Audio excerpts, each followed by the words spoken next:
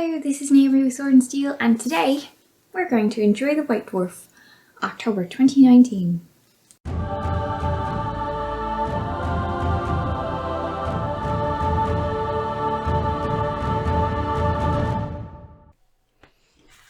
So, we are looking forward to Index Imperialis Sisters of Silence, Tome Celestial, the Host of Celestion, Golden Demon Winners Challenge, Aeronautica Imperialis Battle Report, and much more for Warhammer Age of Sigmar and Warhammer 40k.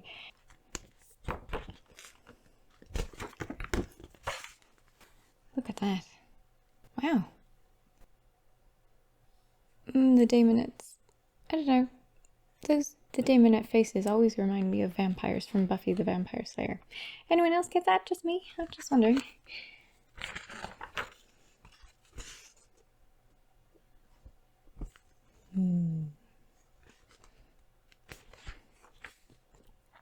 Contact, where we feature your thoughts, questions, and painted miniatures. Send us your letters and pictures, and we'll print the best ones we get. Oh, look at that one. That's very nice. By Thomas David. Wow, look at that sword.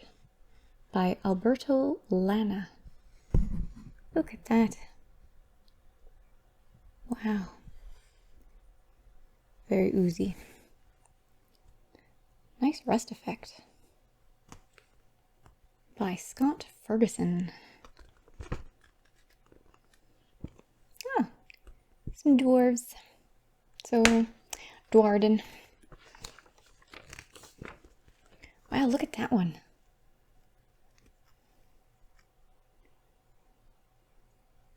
That actually looks very creepy. I imagine that was the effect that he was going for, so cool. That one was done by Sam Davies. Look at that sword. And also the coming of a beard on him. I enjoy that effect. I think he did a really nice job there. Oh, shoot. Worlds of Warhammer. Worlds of Warhammer delves into the background of Age of Sigmar and the 41st millennium. Cool. By Phil Kelly. Well. Very nicely painted. Ooh, pretty. Look at those pretty seraphim. Very pretty. Rules of Engagement. Rules of Engagement, penned by veteran games developer Jervis Johnson, focuses on the creation, design, and evolution of the rules for Warhammer Age of Sigmar. Or does it? This month, Jervis tackles another important part of wargaming, luck. I personally know that's a very important part of wargaming. Someone having fun in the game. The Tome Celestial. Sorry, the Tome Celestial.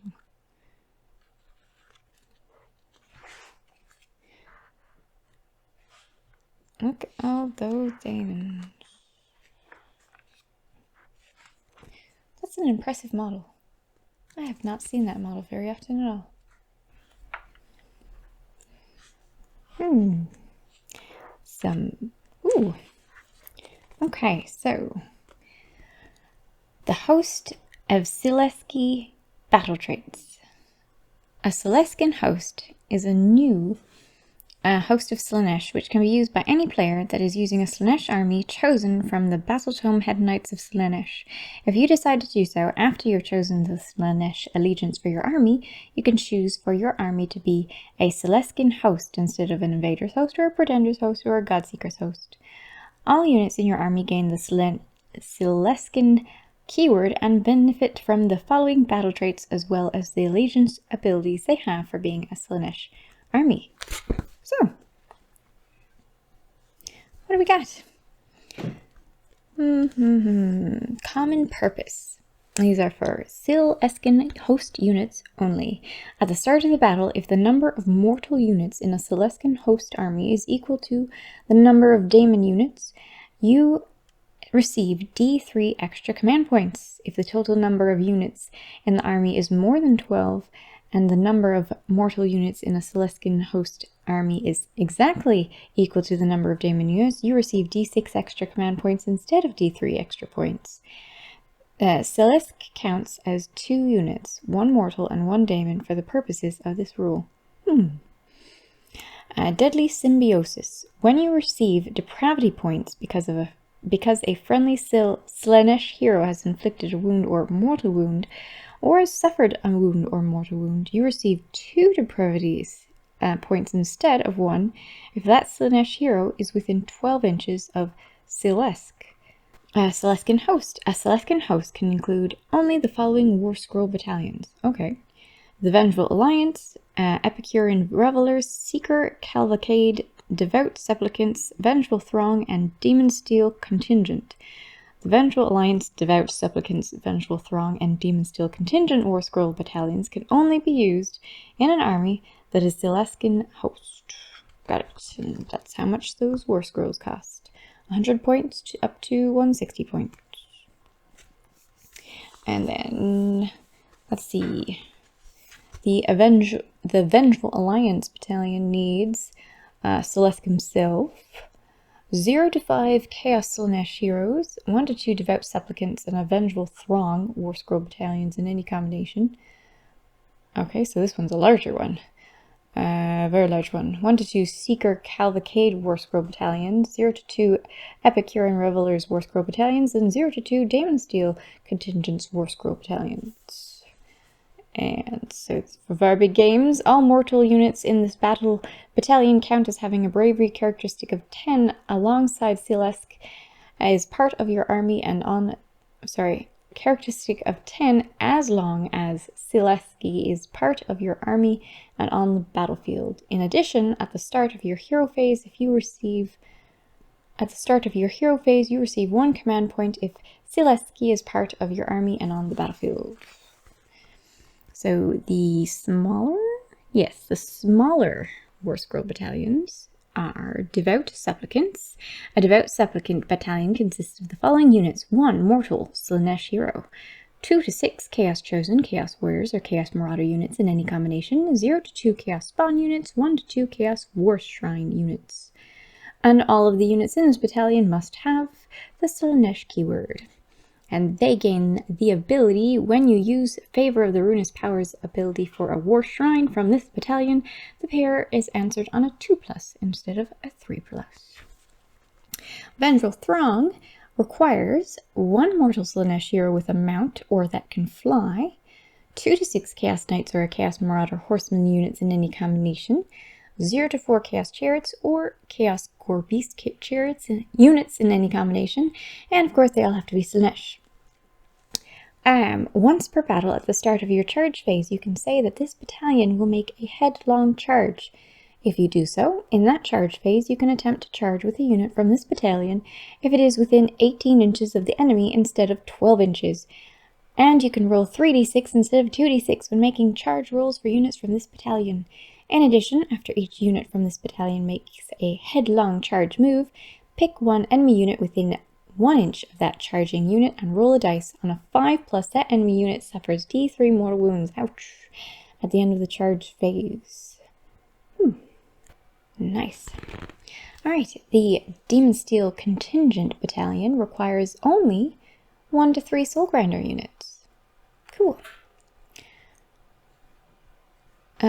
And that gives them add 1 to hit rolls for attacks made by Soul Grinders in this battalion, and add 1 to save rolls for attacks that target Soul Grinders in this battalion. Neat.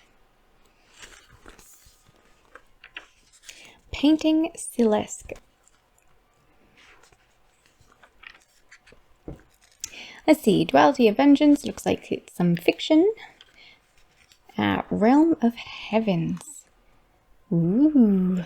Fantastical Realms is an ongoing series of articles showing you how to build and paint your Warhammer Age of Sigmar armies based around the mortal realms in which they live and fight. And this time, we're going to Azer, the Realm of Heavens. Last time was the Frozen Realm. And this one is, oh, look at that. Look how pretty that is. Okay, I think I like this realm. It's going to be lots of purples and blues. What a cute little dwarf. Sorry, Fire Slayer. Look at that pretty bird. All these various ways that you can base. That's neat.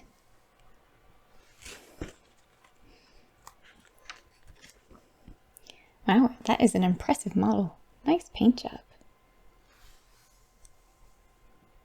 Nice wings. What is that? A Dracoline. What a cool creature. Got them all slimy-ish. That's a pretty drake.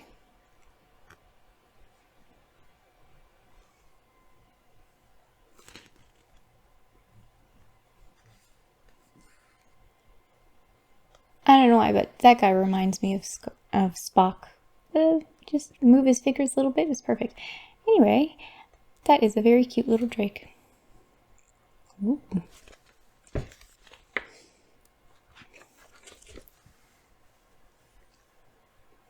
Wow, these are so pretty.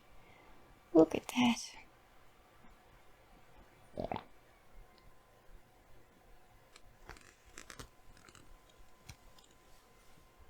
I mean, that guy. Even that guy is like nearly pretty. Doesn't quite make it though. Still a big blob. Something like that. Echoes from the Warp. Echoes from the Warp is a regular column about the rules, tactics, and ongoing development of Warhammer 40k, hosted by games developer Robin Crudence. In this month's column, he talks about the design goals and philosophies behind creating a massed battle wargame. Hello, Robin. Engage and slay. Ooh, some fiction. Some Warhammer 40k fiction. And then we get to the Index Imperialis, Sisters of Silence. There they are. Look at those ladies with their very interesting choice of hairdo.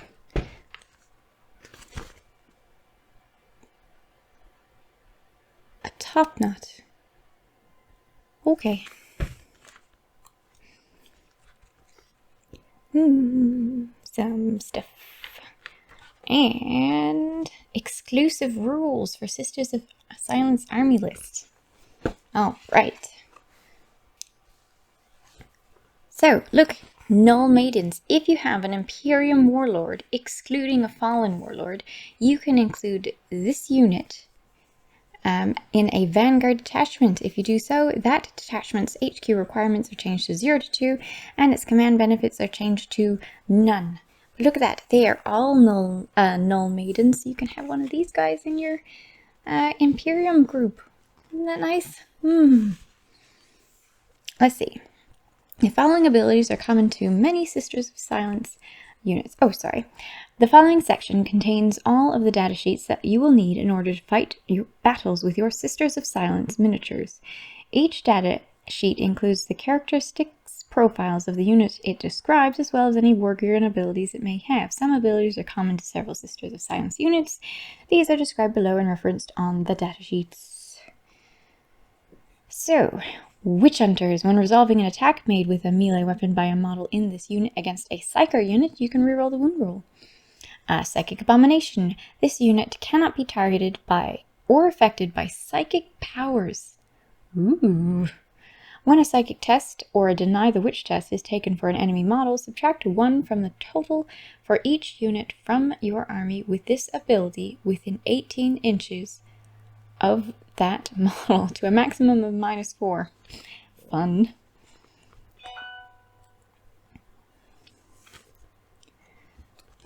Now we've got Prosecutors, Vigilators, Witch Seekers, and a Null Maiden Rhino. The Null Maiden Rhino, excluding War Gear, is 65. The Prosecutors are 10 points each. the Vigilators at 10 point sheets, the Witch Seekers at 10 point sheets. And we've got bolt guns, flamers, hunter-killer missiles, psych-out grenades, and storm bolters, as well as an executioner great blade.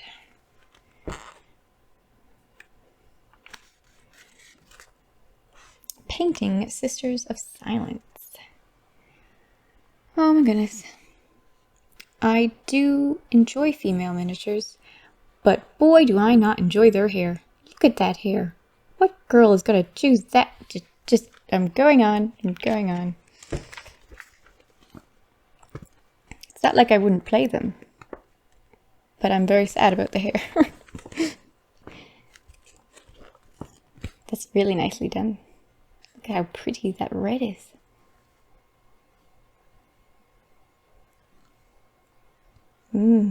All the various ways that you can paint them up. Warlords of Vigilus, a tale of four... Oh, this is the battle report. Yes, battle report. Is it? Ooh, nice Tyrannid.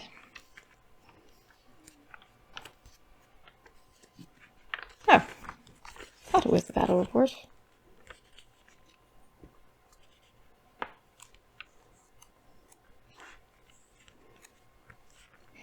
On the war-torn worlds of Vigilus, 4 mighty armies are assembling for battle. Aliens, heretics, and warriors loyal to the Emperor stand ready to fight, their forces continually growing as the war for Vigilus escalates. This is a tale of 4 warlords.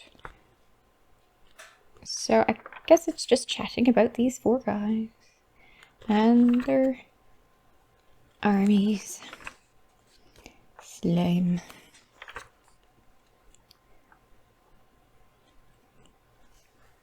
That's a nice diorama.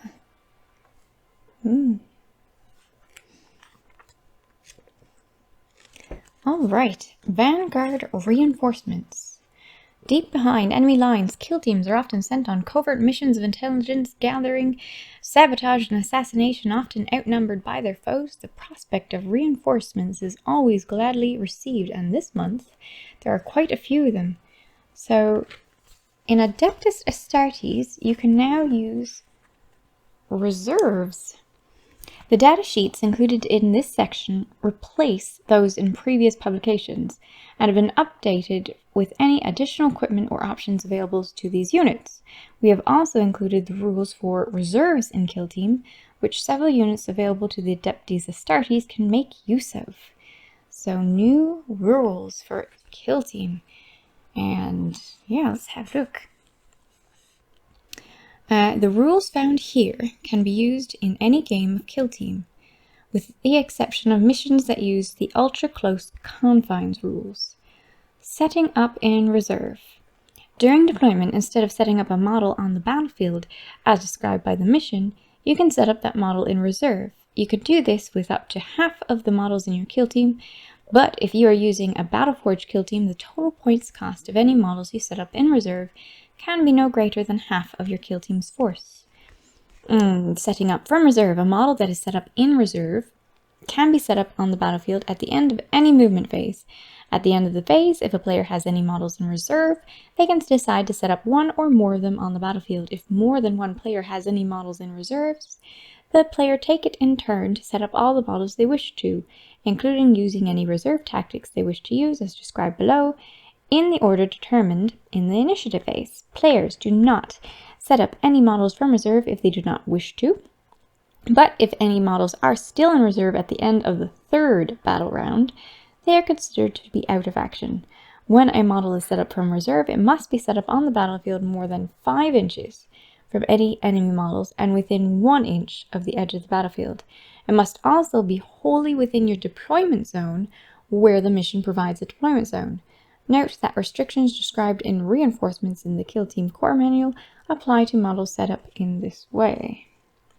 Reserve tactics. Some tactics, like this tactic, alter how models arrive from reserve. When players use these tactics as part of their models arriving from reserve, They do so in the sequence described above and by following the instructions on the tactic. Note that restrictions described in the reinforcements in the Kill Team Core Manual apply to models set up in this way unless stated otherwise. The following tactic can be used by any player with at least one model in reserve. So for one command point, this tactic is called Outflank. Use this tactic at the end of the movement phase. Choose a model from your kill team that was set up in reserve and set them up within 1 inch of the edge of the battlefield and more than 5 inches away from any enemy models. So... oh, okay, so it means that you don't have to put them in your deployment zone from the sounds of it. That's what I'm assuming. So, incursors, eliminators, infiltrators, reavers. Reavers are what were previously around. And intercessors and Lieutenant in Phobos armor. So we've got 4 new things. The intercessors, I'm not certain what's changed about the intercessor. I'll look that one up. But let's have a look at the Lieutenant in Phobos armor. So he is 6-inch movement, 2+ to wound, 3+ ballistic skill, 2+ to wound, nice. Strength 4, toughness 4, 5 wounds. I guess he'd be a commander, I assume, since the other commanders, the lieutenants are other commanders, so yeah, there he is. Imperium Commander, Infantry, Phobos, Primaris, Graveshoot, Lieutenant, so yeah, he's a commander, figured. 6+, right, so 4 to strength, 4 toughness, 5 wounds, 4 attacks, leadership 8, 3+, saving throw, and maximum of 1. This model is armed with a mastercrafted Oculus bolt carbine, bolt pistol, paired combat blades, frag grenades, crack grenades, and a graveshoot. So the mastercrafted Oculus bolt carbine. Interesting. It doesn't, on here it doesn't have the stats for the bolt pistol or the paired blades or the frag grenades or the crack grenades. But alright, that's all. It's all right there. Bolt pistol, same as normal. Frag grenade, same as normal. And crack grenade, same as normal. So the mastercrafted Oculus bolt carbine is 24-inch range, rapid fire 1, 4 strength, no AP, and 2 damage each. Add 1 to hit rolls for this weapon when targeting a model that is obscured. This model can be equipped with a heavy bolt pistol and a combat knife instead of its mastercrafted Oculus bolt carbine, paired combat blades, bolt pistol, and graveshoot. If it is, it gains the Reaper keyword. Neat. And they shall show no fear, and transhuman physiology, terror troops. Enemy models must subtract 1 from their leadership characteristics if they are within 3 inches of any Reaver models. Okay, yeah. Graveshoot. A model with a graveshoot never suffers falling damage, of course, and never falls on another model. If it would, instead place this, yes, great.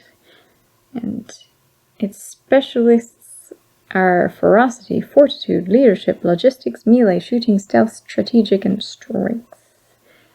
Okay. Alright, so what are the other new models?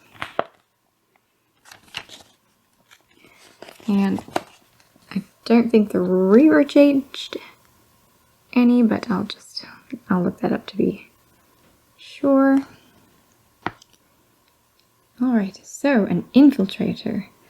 A regular Infiltrator is 6 inches, 3+ ballistic skill, 3+ weapon skill, 4 strength, 4 toughness, 2 wounds, 2 attacks, and 7 strength and 3+ saving throw.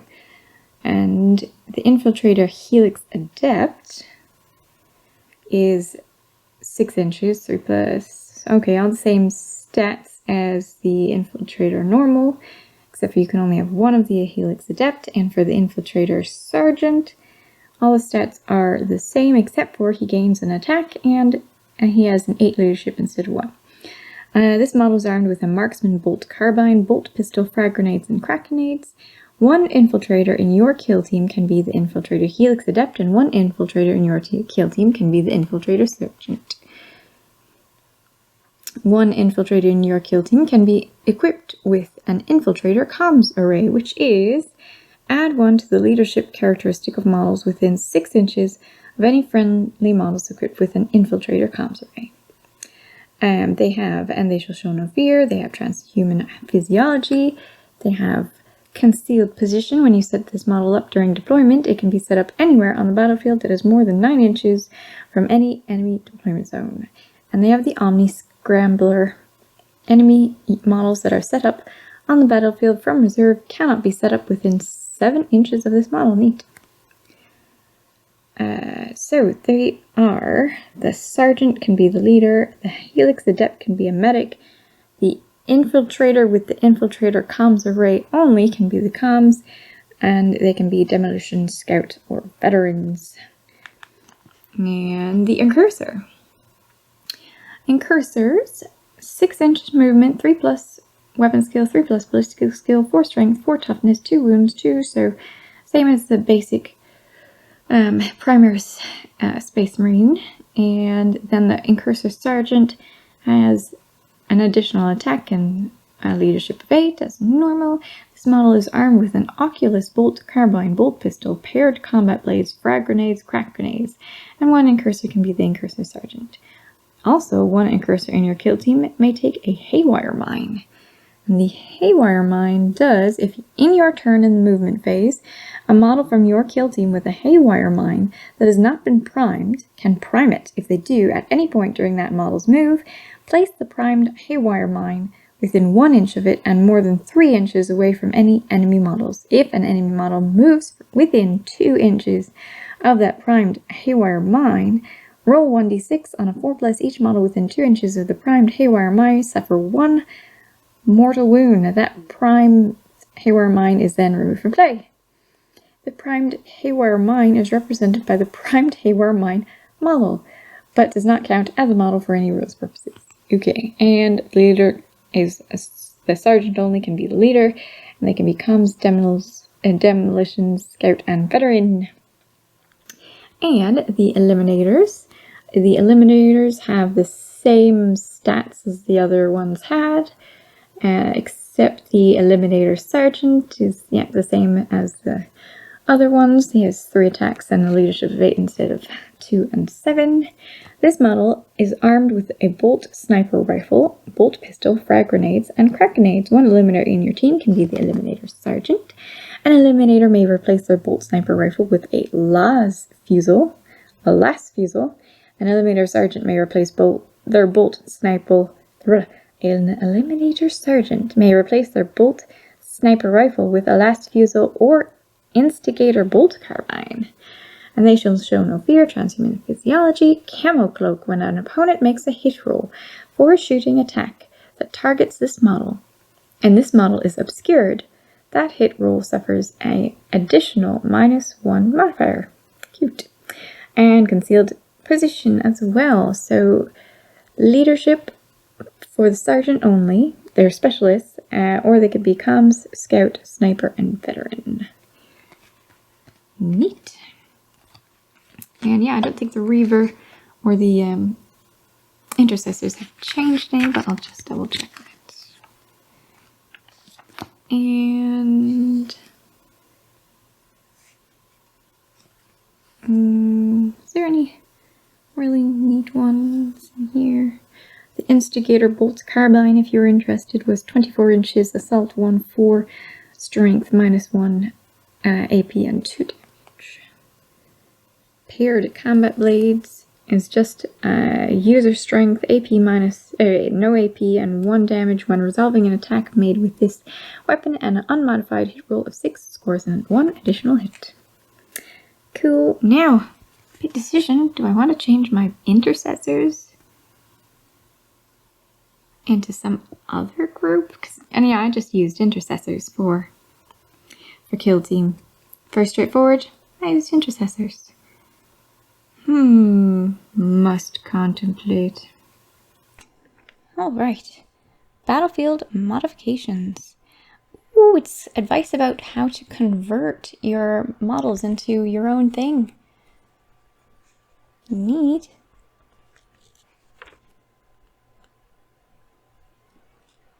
And some pictures of people who have converted their models. Cool.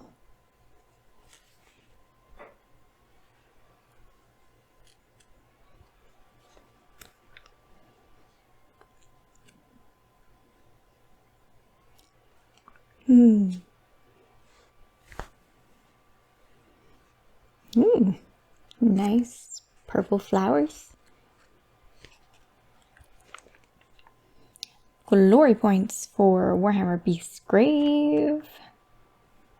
Yep. Big DACA for hire. Retinue characters. Ooh, Blackstone Fortress. Do we get more retinue characters? Do we get an orc? Really? Yeah. Alright, retinue characters. What are retinue characters? Basically, retinue characters, if I recall correctly, retinue characters you can add in. They are have a bit of a limitation to them, but they are NPCs that can help out your guys, sort of. Scarburn Zapdeka. Setting up an expedition to recruit Scarburn Zapdeka. Set up the expedition as described in the Blackstone Fortress Rules booklet, but with the following additions. During Step 2, Scarburn Zapdeka cannot be picked as a retinue character. During Step 12, the editor reads aloud the following text. You alight from the maglev chamber, hoping to locate Zapdeka and convince him to join your cause.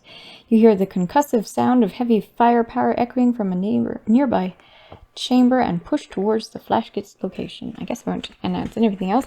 But look, here he is. Look at his rules. Scarburn Zapdeka, retinue character. So he moves 2, a bit slow then. And he has a triangle defense. Agility is so slow. And vitality is triangle. Snaz gun. So it looks like he's best at a range of 2 to 3 inches. And he has unbridled firepower. When this retinue character makes this weapon action, draw a line of sight to the target, then make an attack roll against each explorer and hostile in each hex through which that line of sight was drawn, including the hex which contains the target. Oh, gee. Get out of the way when he uses his snaz gun. Got it. Oh, he's got wah. Okay, do not roll activation dice for Scarburn Zapdeka. Instead, he will take up 3 of the following actions in any order and combination. Snaz gun, move, and recuperate. If there are hostiles visible to him, he must take the snaz gun weapon action. Dagga dagga dagga. After Scarburn Zapdeka's activation is over, roll the Blackstone dice. If he made any snaz gun weapon actions on 1, apply 1 grievous wound to Scarburn Zapdeka. On a 20, take the snaz gun weapon action again. Neat. Huge. Other explorers cannot share a hex with this explorer. Secret agenda. This explorer kills 2 hostiles with a single weapon action. Taking an explorer out of action with a weapon action counts as killing 1 hostile. Determine if this retinue character inspires. Okay, so he becomes inspired if he kills 2 guys, or a character and a guy, or 2 characters. With his snaz gun. Got it. When he's inspired, okay, so his vitality dice goes up. Still moves 2. But now he's better far away and up close. And let's see if he's inspired goes up. Yeah, it looks like on a 1 to 3. Oh dear. Okay. On a 1 to 3, apply 1 grievous wound to Scarburn Zapdeka. On an 18 to 20, take the snaz gun weapon again. So he's more likely to die, but more likely to do lots more damage. Oh, I've got to have a look at him again. Do we have a bigger picture back here? No. There he is. Okay. Fun. And looks like a little stronghold. Winner's Challenge. For more than 30 years, Golden Demon has been the ultimate challenge for the very best painters of Citadel miniatures from around the globe. But what if all the winners were invited to take part in a new painting challenge? Alright, let's look. So this one is still, yes, the Witch. Themed the Witch. Look at that guy. What a base. This one was done by Johan Leduc. And wow, looks great. Oh, look at that. Hello, Celestine. With some sisters.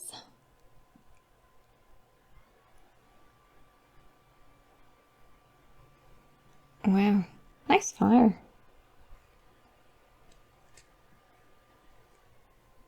Very pretty wings. This one was done by Andrew Paley's. Ooh, what a beast.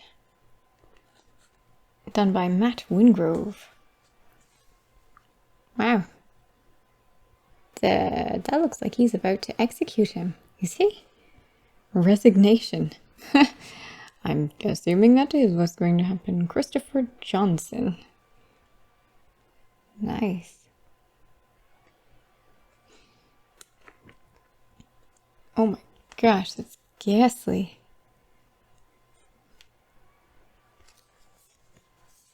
Look at that face. Oh, that's so creepy. Oh my gosh, oh, that's so creepy. What a great job. Oh my gosh, that's so creepy. And that was done by Ryan Allen, the Emperor of Mankind. Yeah, right? Oh my gosh, what a great job. The judging. Heavy metal painter Max Fleet and miniature designers Darren Latham and Joe Tomaszewski share their thoughts on their favorite entries before announcing the challenge winner over at the page. We're going to get the challenge winner in this one. Well, cool. Oh, that's nice. Oh, I remember that one.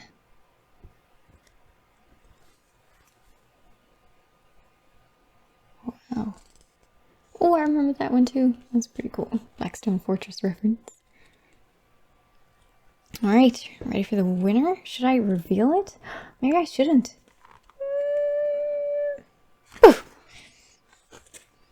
Oh, but should I reveal it? Alright. Look away and close your ears for the next, 10 seconds. Pada!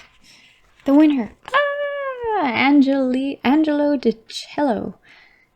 Cool, look at that. Wow, I like that detail. Change before he was dying. Look at that. And look.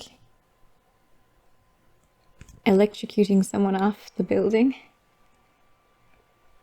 Wow, that looks painful. So much going on here.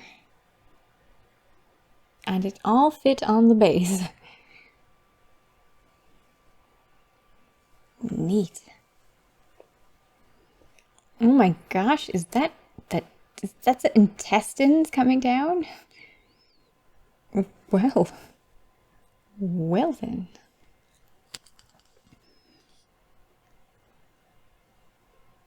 Angelo DiCello, congratulations. Oh, Black Library Fiction. The Bombing Mission. Oh, it is the battle report. Okay, so it looks like there's a battle report of Aeronautica Imperialis. I won't give away what happened. A campaign. Neat. Recreating the Flight of Judgment Squadron campaign. Cool. New rules for Necromunda. Assault on Precinct Fortress 17. Okay. crews, deployments at defense, deployment formulated attack, assault waves, lasting injuries, recovery and medical escort, attacking fighters. First scenario, Nightfall. Inside the studio. Okay, so we just enjoy some looks. Ooh, nice. Nice. Imperial Guard. Huh. Award winning. If you look below, hello guys, you'll see a picture of the team looking swanky with some kind of glass trophy, which you can see better on the right. Well, that's because White Dwarf won an award for Best Special Interest Magazine at the ACE Newspaper and Magazine Awards of 2019. We're obviously extremely proud of this, though Grum Bindle did make a bit of a nuisance of himself at the awards. Apparently complimentary drinks doesn't extend to barrels of ale. Oh, that naughty dwarf. Congratulations, you guys. Lieutenant Javin. I get passion. Neat.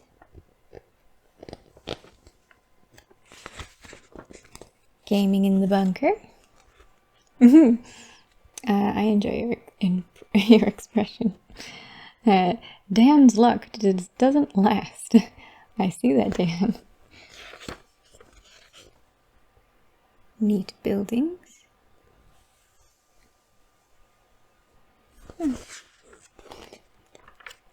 Wow. Hold on. Hold on. What is this? Wow. Oh, I love the background. What is that? I can't see the wood for the tree, Lord Ancient. Mark Bedford not only painted a load of models for A Tale of Four Warlords and the Space Marine Kit Bash, he also painted a Tree Lord Ancient. He combined the new Sylvaneth Wildwood with the Tree Lord kit, and I used the branches and leaves to create a cape made of foliage. I also cut off the top of his staff and replaced it with the Spirit of Dirthu's sword to make a spear. This base was made using parts from the Time-Worn Runes set. Wow, look at that. I very much like that. And I do like the addition of the statue underneath his feet. Nice. How impressive. Oh, I really like that. I wonder what green you used. Browning here, greening as you get to the top. Well, looks like aged wood. So nice. I like these bronze and the purple.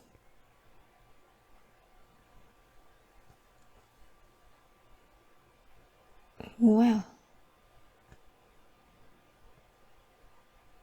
What a nice way to end the book.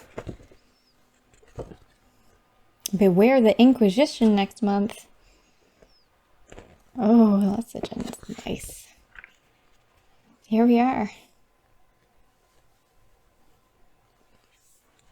Well, that was fun. Well, that one was exciting, wasn't it? We had new kill team rules, some new 40k rules in Slaanesh and Sisters of Silence, so that's pretty exciting. I was contemplating adding Sisters of Silence. That's right, I have a Sisters of Battle army. We could use some Sisters of Silence. Yep, I think I'm going to try that one out.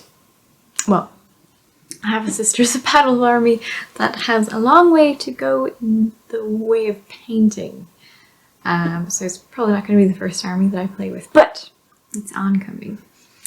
Like and subscribe if you enjoyed our videos, and if you'd like to join me for the next White Dwarf, subscribe to our channel, hit that bell notification so you can find out as soon as we put out our next video. The White Dwarf, of course, will be around this time next month, I imagine, when it has sisters in it. And yes, of course, I am very excited for the sisters coming out. Absolutely. I am overjoyed. Yes. Alright. Okay, so I'll see you next time.